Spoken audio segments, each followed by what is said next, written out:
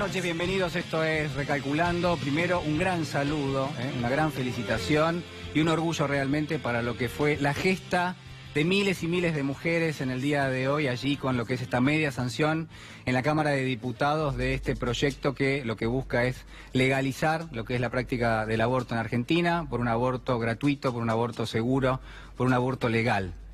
Una enseñanza realmente de cómo se da la democracia en la Argentina, cómo funcionan las instituciones, pero sobre todas las cosas de cómo la sociedad muchas veces se anticipa, está antes que la clase política y que está antes también que en este caso los poderes. A ver, hay que decir también que en este sentido lo de ayer fue una enseñanza para todos.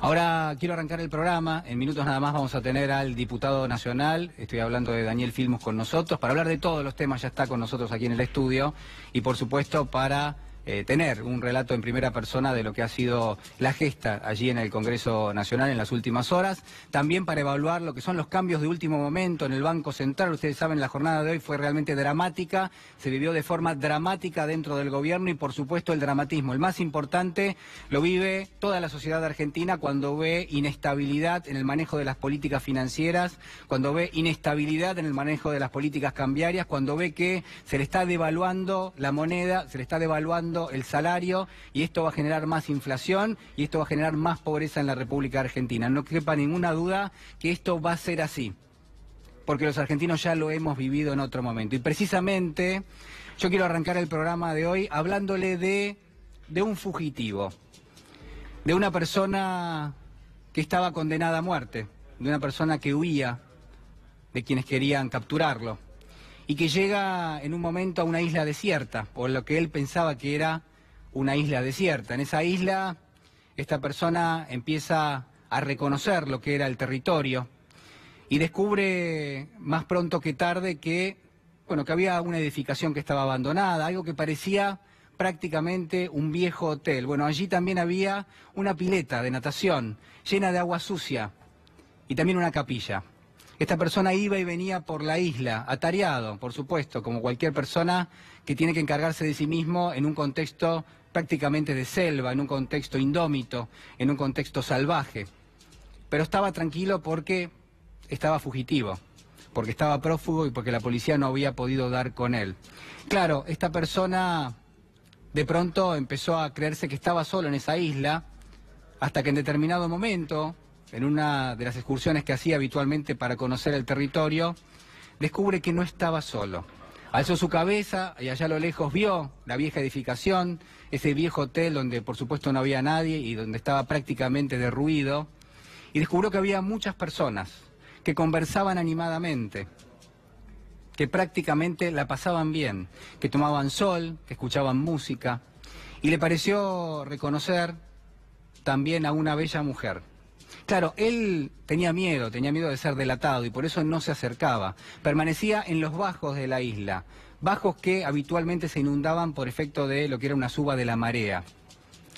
Y yo le decía recién que miraba a esas personas y de a poco, un día tras otro, a medida que las iba observando, ellos por supuesto no habían reparado en él, descubrió a esta mujer, una mujer bellísima, de rasgos gitanos, que utilizaba un pañuelo en la cabeza y que miraba un día tras otro lo que era el atardecer. Llegaba a una roca, se sentaba esta mujer y miraba el horizonte. Y claro, él no tardó en enamorarse de esta persona. Esta persona se llamaba Faustín, él lo descubrió después.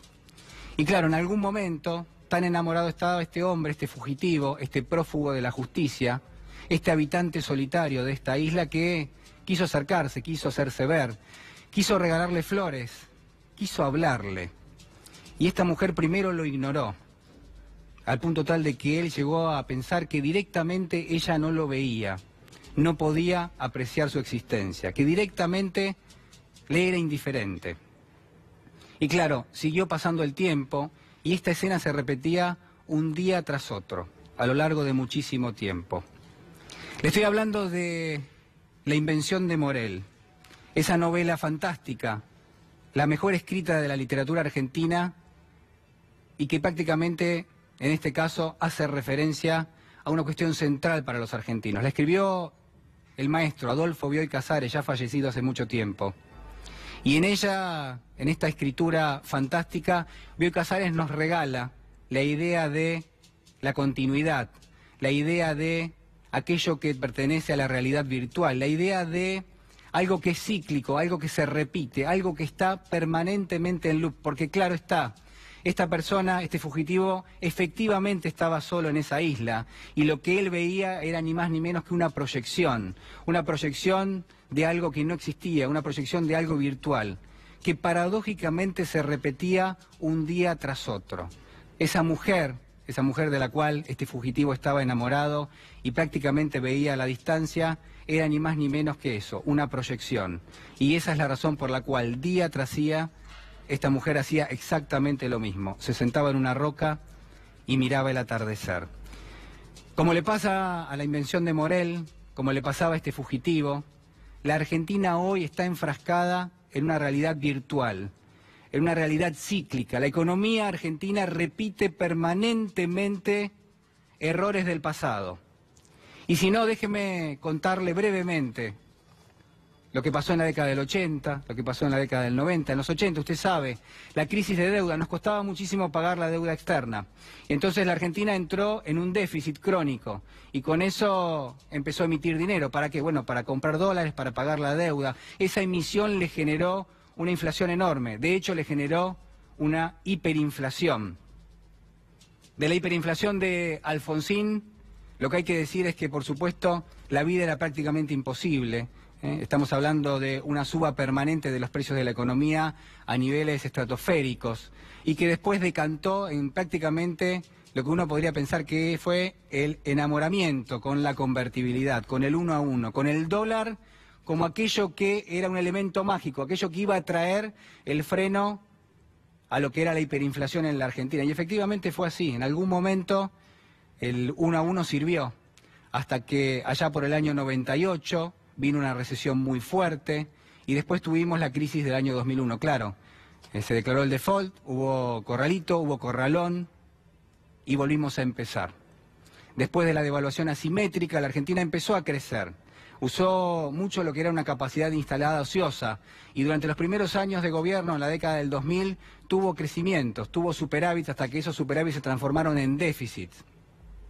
Y usted sabe lo que pasa cuando hay déficit, hay que financiarlos. Y esa financiación llegó de la emisión de dinero y por supuesto esto trajo aparejado la aparición de la inflación. Con la inflación llegó el desdoblamiento del tipo de cambio y después usted ya sabe, hubo un mercado informal para el dólar que trajo complicaciones en las reservas del Banco Central. ¿Qué pasó desde el año 2015 en adelante? Bueno, el presidente de la Nación, Mauricio Macri, encaró un proyecto de reformas de la economía y esto terminó impactando severamente en la Argentina. 200% de devaluación desde ese momento a esta parte, una inflación que está lejos de ser controlada, una pobreza que efectivamente empezó a crecer nuevamente. Y estamos hablando de una situación de total inestabilidad porque la Argentina volvió a recurrir al Fondo Monetario Internacional. Mire, déjeme decirle que la Argentina no fue al Fondo Monetario Internacional para evitar una crisis. La Argentina fue al Fondo Monetario porque tuvo una crisis y tuvo que recurrir a este prestamista de última instancia. La Argentina de hoy es un país que tiene prácticamente una deuda emitida en los últimos 2 años de más de 120.000 millones de dólares. Es un país que tiene una inflación que hoy roza el 30% anual. Es un país que tiene una tasa de interés en el orden del 40% anual. Es un país que tiene muchísimas complicaciones financieras. Es un país que ha devaluado en el día de hoy nuevamente muchísimo su moneda. ¿Se acuerda allá por el mes de abril? Hace muy poquito tiempo, el dólar valía 20 pesos. Bueno, el dólar hoy vale 28 pesos con 20 centavos. Y en el medio de esa corrida cambiaria, el Banco Central sacrificó 15.000 millones de dólares. ¿Usted sabe cuál va a ser el primer desembolso del Fondo Monetario Internacional? Va a ser de 15.000 millones de dólares en apenas algunos días nada más. Lo que quiero decirte con todo esto es que lo que viene ahora es un fondo monetario que lo que recomienda es hacer recortes en el Estado en materia de empleo público, llevar adelante lo que es un recorte en el déficit fiscal, dejar flotar libremente el tipo de cambio, lo van a dejar que vaya donde tenga que ir, que tenemos un Fondo Monetario que no le presta atención a lo que es el verdadero problema que tiene la Argentina hoy, que es el sector externo, y no le dice cómo tiene que hacer para generar los dólares, y no le dice cuál es la fórmula para que la Argentina crezca.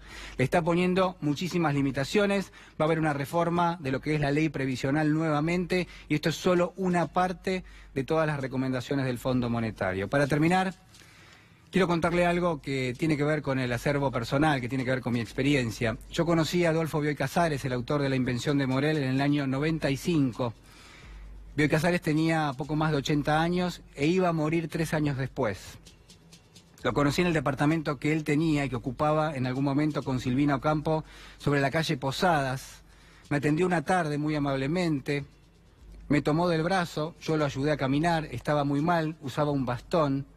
Y en aquel momento, como alguien que quería ser un escritor, yo tenía 19 años, le dije, maestro, ¿me puede dar un consejo?